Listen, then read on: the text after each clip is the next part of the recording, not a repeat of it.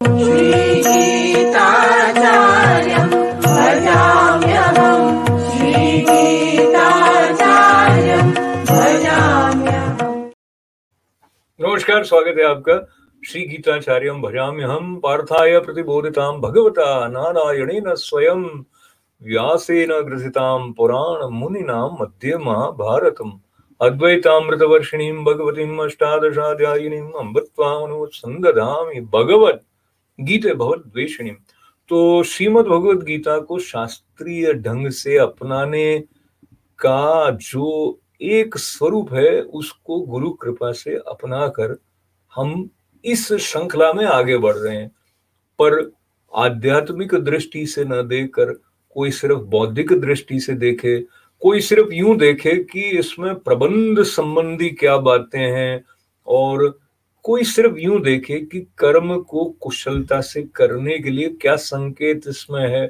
तो सबके लिए श्रीमद् भगवद गीता की 18 जो भुजाएं हैं वो खुली हुई हैं। पर हम उस रस तक पहुंचना चाहते हैं जिस रस के भाव का प्रतिपादन साक्षात पद्मनाभ भगवान श्री कृष्ण ने किया था, और उसको लेकर समग्रता से अपने जीवन के विकास की यात्रा की तरफ आगे बढ़ना चाहते हैं।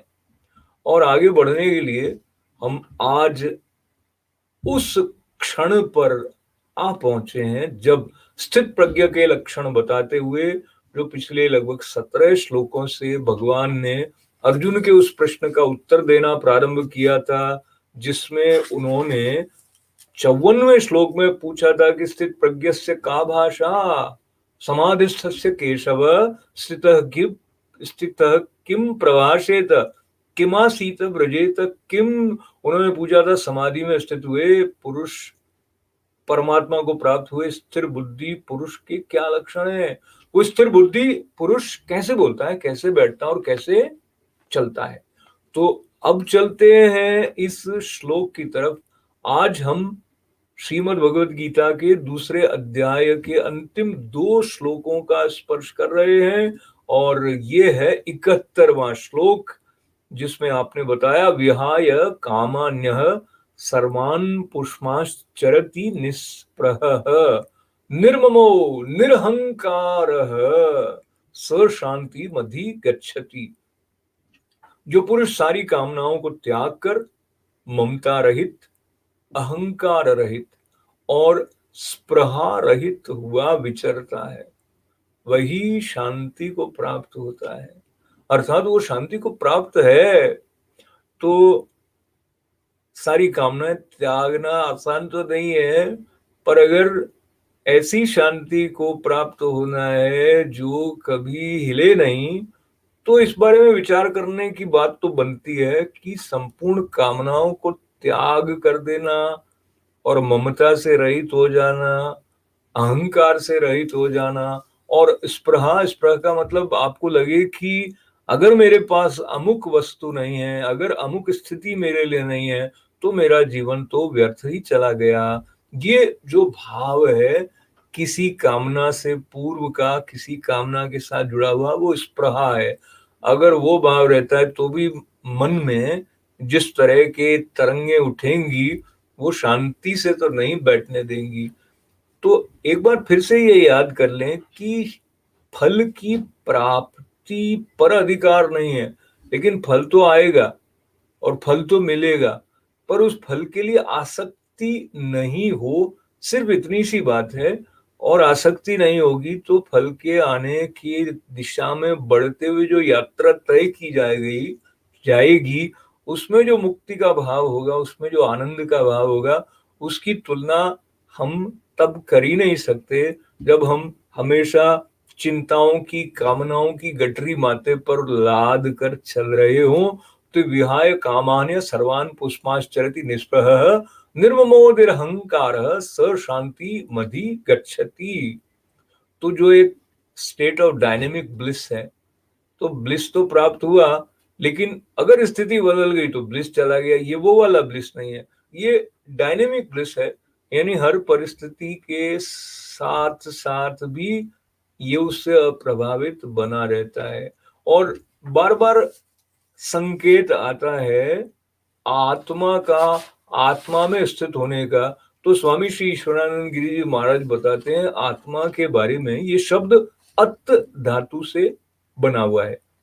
अब इसके क्या क्या संकेत निकलते हैं? अति खाता है, आपनोति कुछ प्राप्त करता है, आदते रूपों को, अवस्थाओं को स्वीकार करता है, संतत भाव हमेशा रहता है, कभी छूटता नहीं है। तो आत्मा क्या है? खाता है और प्राप्त करता है, हमेशा बना रहता है, और ऐसा जो होगा वो है आत्मा। तो आत्मा में स्थित होने का मतलब अपने आप ये बात आ जाती है कि अविचलित होकर प्राप्त करना। तो कल समुद्र का जो उल्लेख आया था उसको लेते हुए ये डायनेमिक ब्लिस की बात अब हम दूसरे अध्याय के अंतिम श्लोक के साथ देखते हैं। ब्राह्मी स्थिति की बात है, स्थित प्रज्ञ के लक्षण के बारे में चर्चा करते हुए भगवान अब ब्राह्मी स्थिति बता रहे हैं। ऐसा ब्राह्मी स्थिति पार्थ नैनाम प्राप्य विमुह्यति स्थित्वास्य मंत कालेपि ब्रह्म निर्वाण मृच्छति। हे अर्जुन, ये ब्रह्म को प्राप्त हुए पुरुष की स्थिति है। इसको प्राप्त होकर योगी कभी मोहित नहीं होता और अंत काल में भी इस ब्राह्मी स्थिति में स्थित होकर परमानंद को प्राप्त कर लेता है। तो जो परमानंद की प्राप्ति है वो ब्राह्मी स्थिति के साथ जुड़ी हुई है। यहाँ पर कोई छल कपट नहीं चलेगा। यहाँ पर कामना रहित जो है वही असीम आनंद के अनुभव को प्राप्त कर सकेगा, क्योंकि वरना तो कामना ही एक सीमा रेखा खींच देगी कि इतने आनंद की प्राप्ति के लिए हमने अपने आप को प्रस्तुत किया है।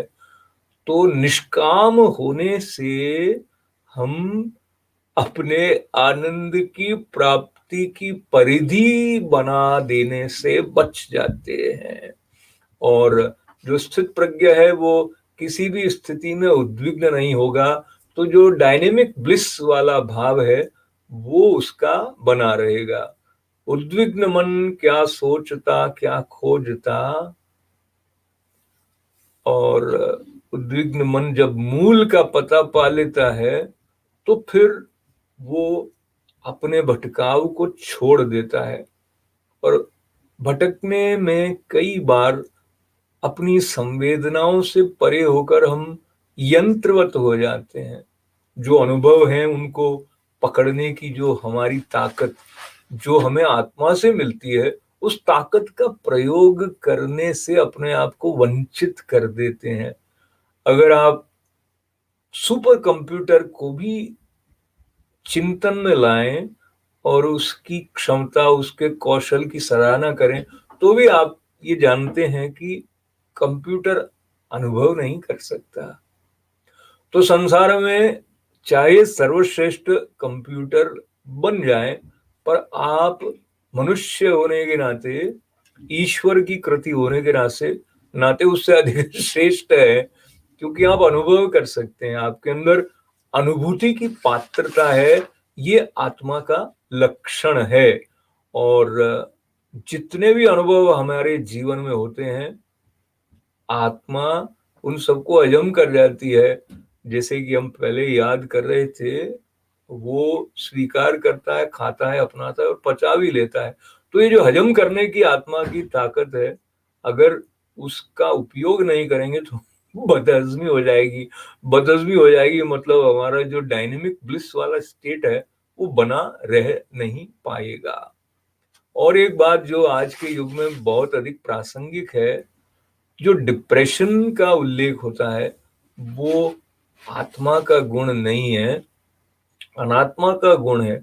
हमारा जो अनात्म चिंतन है उसको लेकर हम कुंठा में जा सकते हैं, उसको लेकर हम निराशा के भाव में गिर जाते हैं, उसको लेकर डिप्रेशन आ जाता है। आत्मा में स्थित होना, स्थित प्रज्ञ होना आपको इस संभावित बीमारी से हमेशा हमेशा हमेशा के लिए दूर रखेगा। तो आज के इस संदर्भ के साथ में जब दूसरे अध्याय के समापन तक हम पहुंच गए हैं, स्थित प्रज्ञ के लक्षण भगवान ने बताए, और एक ऐसा अवसर है जब हम अपने आप को अंतः प्रेरणा दें कि हम भी स्थित प्रज्ञ होकर कर्म में प्रवृत्त होंगे।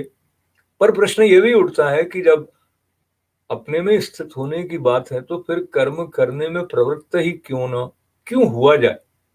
तो ये इस प्रकार का जो प्रश्न है वो अर्जुन जी ने भी तीसरे अध्याय के प्रारंभ में उठाया। तो आप चिंता न करें, कल हम वहीं से प्रारंभ करेंगे जहां अर्जुन ये वाले प्रश्न उठा रहे हैं कि जब ब्लिस तक आ ही पहुंचे हैं तो फिर किसी भी घोर कर्म को करने में हमारी प्रवृत्ति क्यों कर हो। तो अब आज विराम मंगल कामनाओं के साथ। ओम पूर्णमदः पूर्णमिदं पूर्णात् पूर्णमुदच्यते पूर्णस्य पूर्णमादाय पूर्णमेवावशिष्यते। ओम शांति शांति शांति। जय श्री कृष्णा।